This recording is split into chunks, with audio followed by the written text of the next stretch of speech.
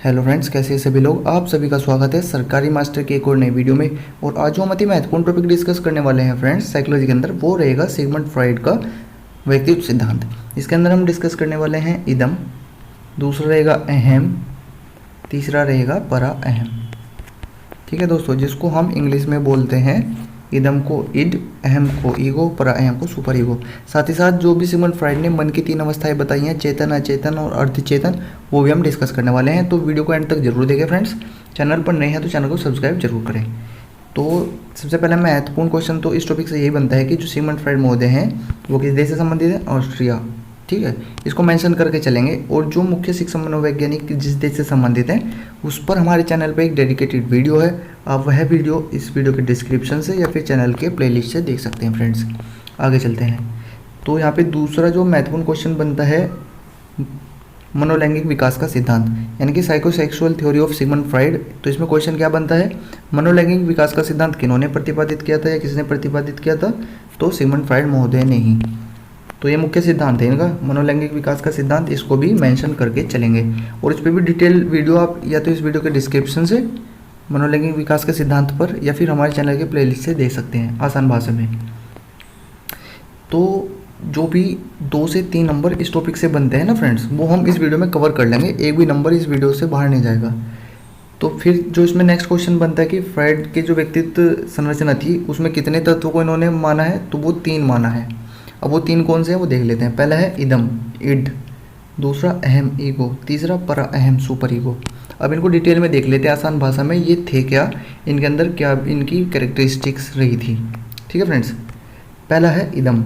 इसका संबंध अचेतन मन से है। इसकी प्रवृत्ति पशु प्रवृत्तात्मक है। इसका क्षेत्र बहुत व्यापक है। यानी कि जो इदम में सिगमंड फ्रॉइड ने बताया था कि जो इदम होता है मन का भाग, तो उसमें होगा क्या कि व्यक्ति सिर्फ पशु की तरह सोचेगा। यानी कि ना तो कोई उसके विभाग में तर्क आएंगे, ना ही वो विवेकपूर्ण कोई डिसीजन लेगा। जो चीज़ें उसको करनी है बस वो पशु की तरह, वो उसका ना तो कोई लॉजिक होगा, ना फिर वो उसके पीछे कोई भी सामाजिकता लगाएगा। तो ये सारी चीज़ें बहुत व्यापक होती हैं, काफ़ी बड़े पैमाने पर हमारे व्यक्तित्व में होती हैं। हम इसको अपने जीवन में प्रयोग में लाते हैं। तो वो क्या कहलाता है? इदम। जो अचेतन मन होगा, यानी कि उसमें दमित इच्छाएँ होंगी। ठीक है, दबी हुई। दूसरा क्या इन्होंने बताया था? अहम, जिसको बोलते हैं इंग्लिश में ईगो। ठीक है दोस्तों, अब ये होता क्या है? यह इदम का परिष्कृत रूप है। यह तार्किक, विवेकपूर्ण, यथार्थवादी सिद्धांत पर आधारित। अब इदम में तो कोई भी तार्किकता नहीं थी, ना विवेकपूर्ण था। ठीक है, बस वो पशु प्रवृत्तात्मक स्थिति थी मन की। लेकिन अहम के अंदर होगा क्या, व्यक्तित्व के इसके अंदर ये इदम का परिष्कृत रूप हो जाएगा। यानी कि इसमें तार्किकता भी आ जाएगी, विवेकपूर्ण हो जाएगा और यथार्थवादी सिद्धांत पर आधारित हो जाएगा। यानी कि यथार्थ में जो चीज़ें उसके सामने चल रही होती हैं उसके हिसाब से अपने विवेक का उपयोग करेगा और अपनी डिसीजन तार्किक रूप में लेगा। यानी कि इसका परिष्कृत रूप है इदम का, जिसको बोलते हैं ईगो। ठीक है फ्रेंड्स, आगे देख लेते हैं। तीसरा है परा अहम, और परा अहम को देख लेते हैं क्या बोलते हैं इंग्लिश में, सुपर ईगो। परा अहम परिष्कृत रूप है किसका? अहम का, और व्यक्तित्व का बाद में विकसित होने वाला नैतिक पक्ष है। यह यथार्थ जीवन से कोई संबंध नहीं होता। यह सामाजिकता व परंपराओं पर आधारित होता है। यह केवल मानव में पाया जाता है। अब जहाँ पे भी जो है नैतिकता की बात आ जाएगी या सामाजिकता की बात आ जाएगी, परंपराओं की, तो वो केवल सिर्फ मानव में ही पाया जाता है। तो अहम जो है वो परिष्कृत रूप होता है इदम का, और परा अहम है ये परिष्कृत रूप है अहम का। इसमें सामाजिकता आ जाएगी और ये केवल मानव में पाया जाता है और नैतिकता इसी में पाई जाती है।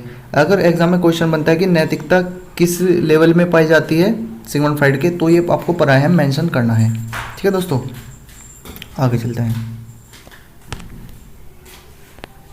अब देख लेते हैं सिगमंड फ्रॉइड के जो मन में इन्होंने कितने प्रकार बताए हैं मन के। तो क्या है, ये भी 3 हैं।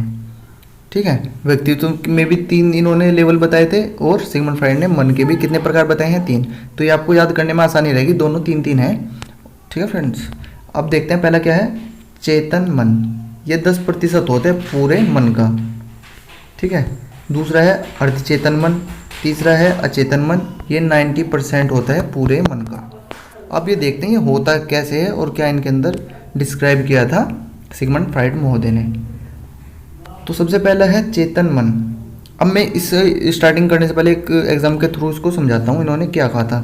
सिगमंड फ्राइड महोदय का मानना था कि जो मन होता है वो बर्फ के टुकड़े के समान होता है जो जल पे तैरता है, यानी कि जल पे तैरते हुए बर्फ के टुकड़े के समान मन की स्थिति मानी थी सिगमंड फ्राइड ने।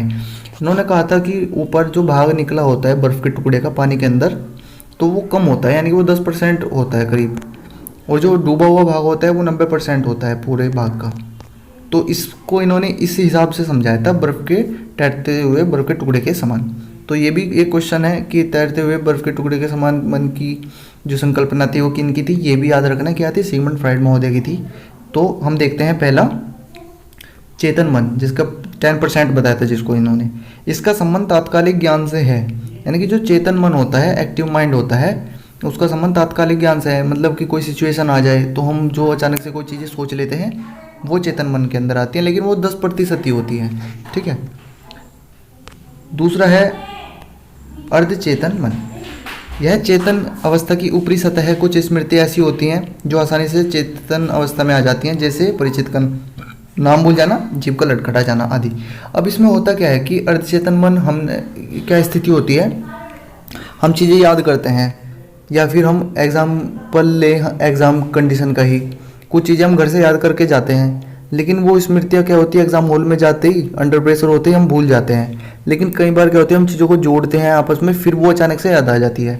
तो ये जो हमारे मन में इस तरह से फिर से रिकॉल होती है ना चीज़ें, ये अर्धचेतन मन होती है, और ये चेतन मन का ऊपरी सतह बोला जाता है। यानी कि ये कोई इसका बड़ा भाग नहीं होता, सिर्फ ये सतही भाग है मन का। ठीक है दोस्तों, तो ये अर्धचेतन वाली स्थिति है। अब तीसरा आता है अचेतन मन। ये सबसे बड़ा भाग है और जिसको हम सबसे कम यूज में लेते हैं, ये कहलाता है अचेतन मन। 90% है पूरे मन का। मन का ये सबसे बड़ा भाग है, अचेतन मन है, और अचेतन मन की तुलना बर्फ के टुकड़े से की गई है, जैसे मैंने अभी आपको बताया था ऊपर। इसका आधा भाग पानी में डूबा रहता है, ये डूबा हुआ भाग है जो कहलाता है अचेतन, और जो तैरता भाग है ऊपर जल की सतह पे वो होता है चेतन मन। यानी कि जो भी दमित इच्छाएं होंगी वो क्या होंगी, वो अचेतन मन के अंदर आएंगी। यानी कि इसमें कोई भी नैतिकता नहीं पाई जाएगी अचेतन मन में, और सभी दमित इच्छाएं होंगी। आई होप ये पूरा टॉपिक आपको समझ आ गया होगा दोस्तों। इसमें जो भी मैंने डिस्कस कराया है इससे बाहर एक भी क्वेश्चन नहीं बनेगा। अगर ये वीडियो आपको पसंद आई हो तो वीडियो को लाइक जरूर करें फ्रेंड्स। चैनल पर नए हैं तो चैनल को सब्सक्राइब करें, और पूरी वीडियो देखने के लिए धन्यवाद फ्रेंड्स।